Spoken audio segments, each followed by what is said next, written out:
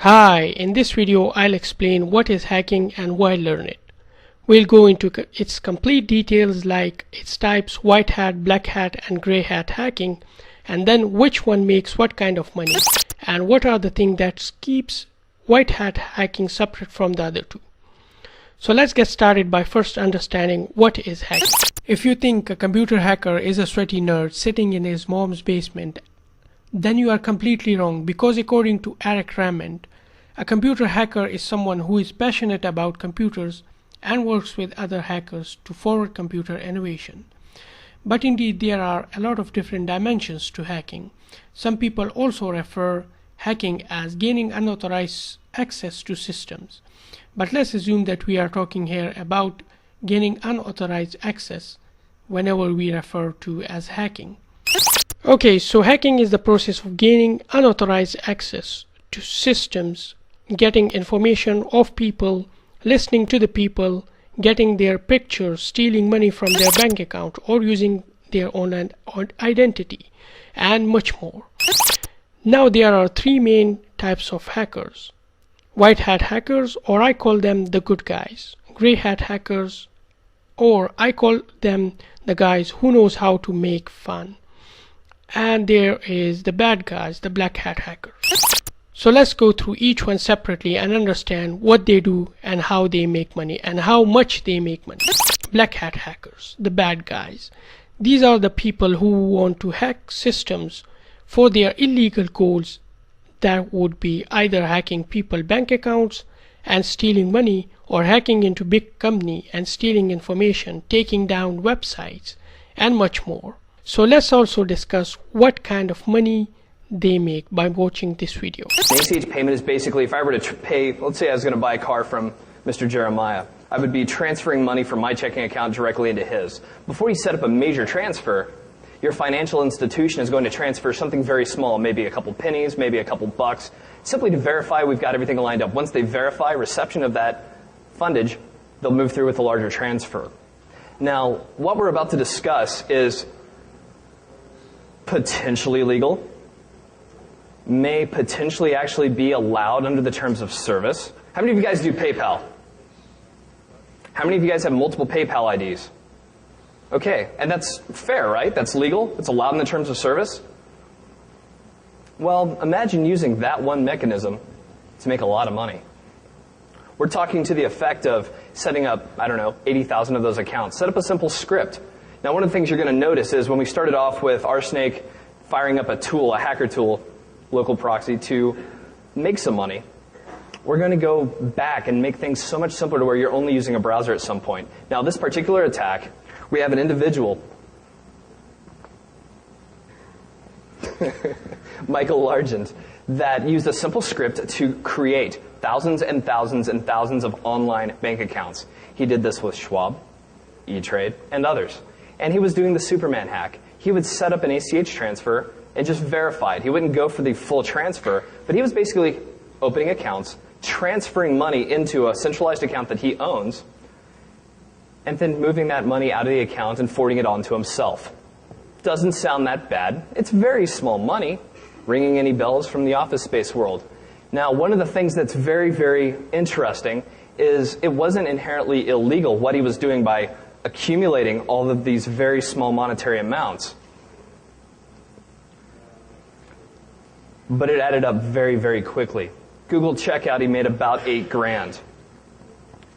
50 grand elsewhere, and then he would take that and either pay off credit cards or forward money to himself. When the bank called, after detecting all of these accounts by this one man and asking him, "Why are you doing this? Do you realize you're stealing money?"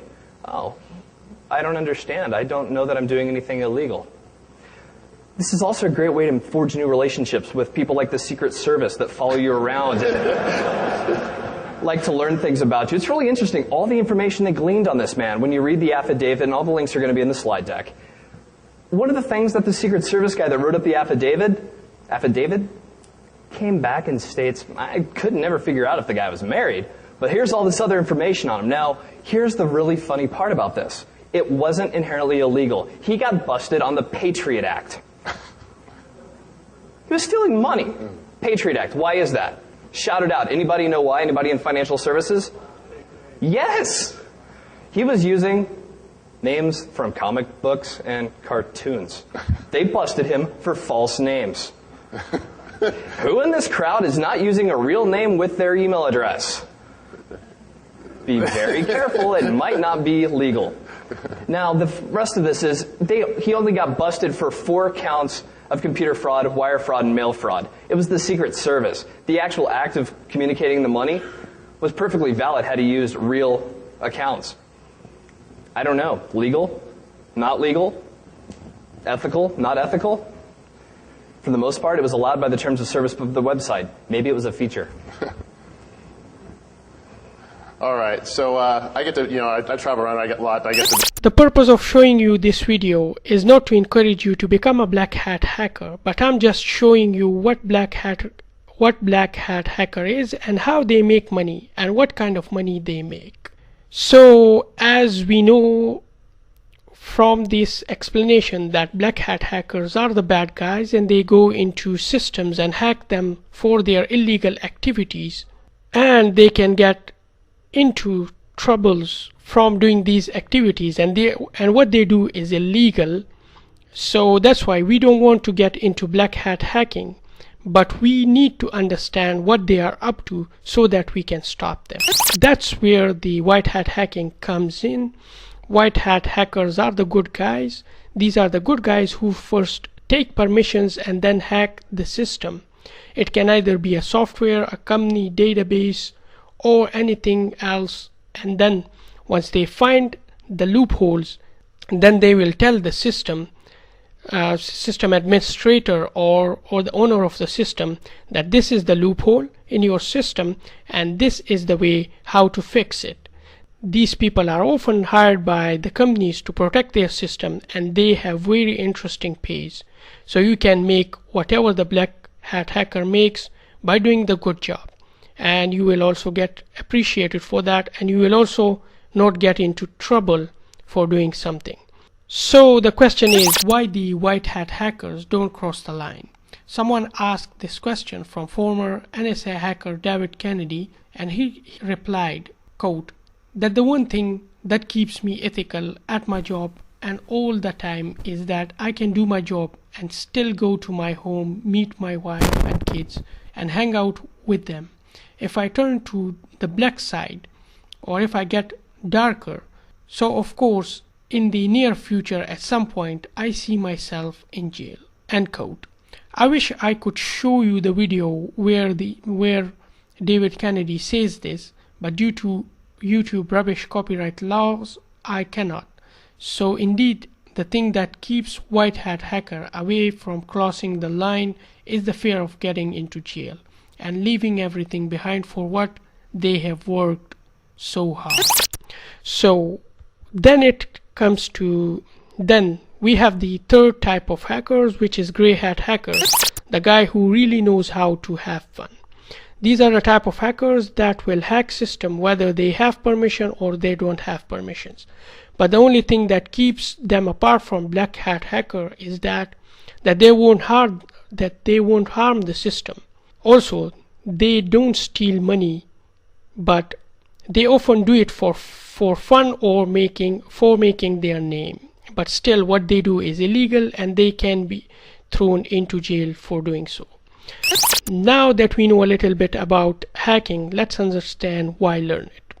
So you should learn hacking because it is an existing industry, or we can say that it's an emerging industry that has a lot of job opportunities for ethical hackers. Those are willing to make system more secure, but by searching loopholes in the system and then removing these loopholes from the system.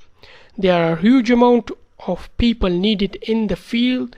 Nowadays, people or companies are looking for the ethical hackers. Even companies are willing to hire those people as well who are just curious about hacking. It's because of the increase in amount of hacking attacks on daily basis. Companies like Uber and Careem gets hacked, and data of millions and millions of people are at risk. So the companies like Facebook, Google, Uber, Airbnb hire these ethical hackers in order to find vulnerabilities in their system and correct them before the bad guys find them. So hopefully that answered both of our questions, that what is hacking and why learn it. So that's pretty much it for this video. Hope you are learning something from the information we have provided. Also, if you are new to this channel is all about programming, ethical hacking. In this first course, we are going over complete ethical hacking from scratch. So in the first few sections, we'll learn about pre-built tools like Wireshark, EvilDroid, etc. And later on, we'll create our own application for ethical hacking using Python programming language. So stay tuned. Don't forget to subscribe to my channel if you are interested. Catch you next time. Peace.